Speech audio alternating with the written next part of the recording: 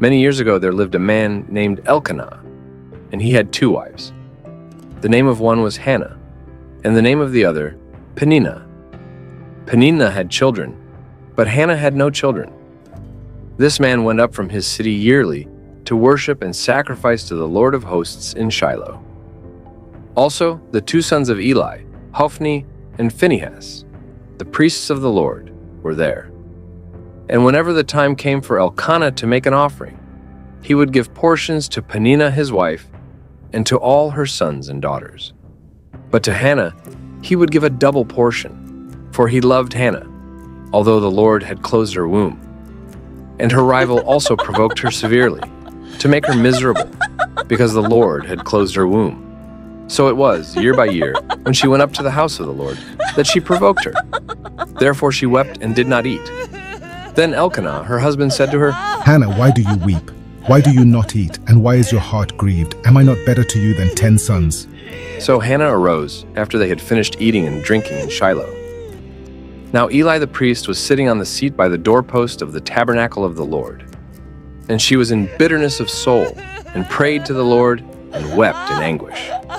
Then she made a vow and said, O Lord of hosts, if you will indeed look on the affliction of your maidservant, and remember me, and not forget your maidservant, but will give your maidservant a male child, then I will give him to the Lord all the days of his life, and no razor shall come upon his head.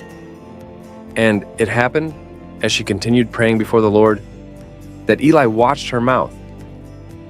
Now Hannah spoke in her heart. Only her lips moved, but her voice was not heard. Therefore Eli thought she was drunk. So Eli said to her, How long will you be drunk? Put your wine away from you. No, my lord, I am a woman of sorrowful spirit. I have drunk neither wine nor intoxicating drink, but have poured out my soul before the Lord. Do not consider your maidservant a wicked woman, for out of the abundance of my complaint and grief I have spoken until now. Go in peace, and the God of Israel grant your petition which you have asked of him. Let your maidservant find favor in your sight. So the woman went her way and ate, and her face was no longer sad.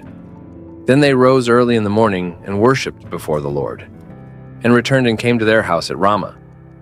And Elkanah knew Hannah his wife, and the Lord remembered her.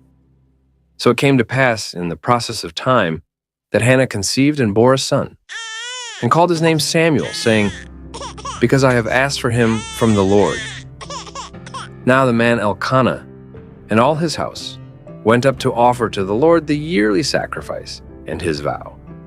But Hannah did not go up, for she said to her husband, Not until the child is weaned, then I will take him, that he may appear before the Lord and remain there forever. So Elkanah her husband said to her, Do what seems best to you. Wait until you have weaned him. Only let the Lord establish his word.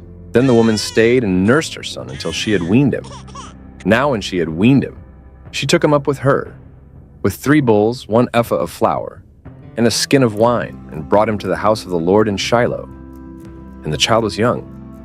Then they slaughtered a bull, and brought the child to Eli. And she said, O my Lord, as your soul lives, my Lord, I am the woman who stood by you here praying to the Lord.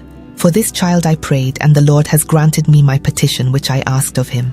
Therefore I also have lent him to the Lord. As long as he lives, he shall be lent to the Lord.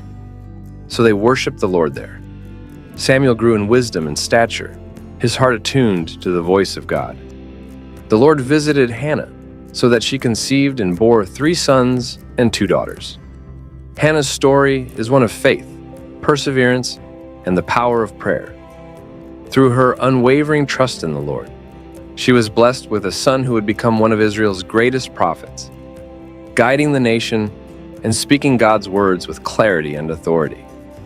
And though Hannah's journey was marked by sorrow and longing, it ultimately led to joy and fulfillment as she witnessed the miraculous work of God in her life.